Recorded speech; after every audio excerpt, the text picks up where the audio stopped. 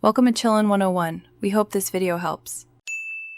In this video, I will show how to make peanut butter cookies.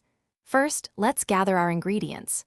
You'll need 1 cup of creamy peanut butter, half a cup of granulated sugar, half a cup of packed brown sugar, 1 large egg, 1 teaspoon of vanilla extract, and half a teaspoon of baking soda.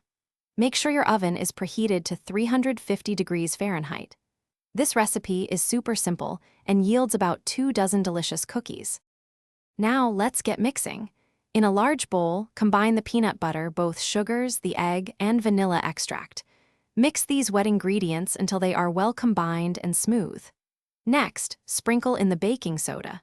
Gently mix until everything is just incorporated. Be careful not to overmix the dough, as this can make your cookies tough. We want them perfectly tender and chewy. It's time to shape our cookies. Roll the dough into small 1-inch balls. Place them about 2 inches apart on an ungreased baking sheet. For that classic peanut butter cookie look, gently press a fork onto each ball, creating a crisscross pattern. This also helps them bake evenly.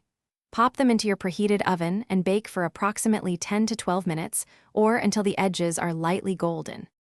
Once baked, your kitchen will smell amazing. Let the cookies cool on the baking sheet for about 5 minutes. They will be delicate when hot, so this brief cooling period helps them firm up. Then, carefully transfer them to a wire rack to cool completely. These delicious treats are best enjoyed fresh, but you can store them in an airtight container at room temperature for up to 1 week. Enjoy your homemade peanut butter cookies. Thanks for watching. Consider subscribing if we helped you.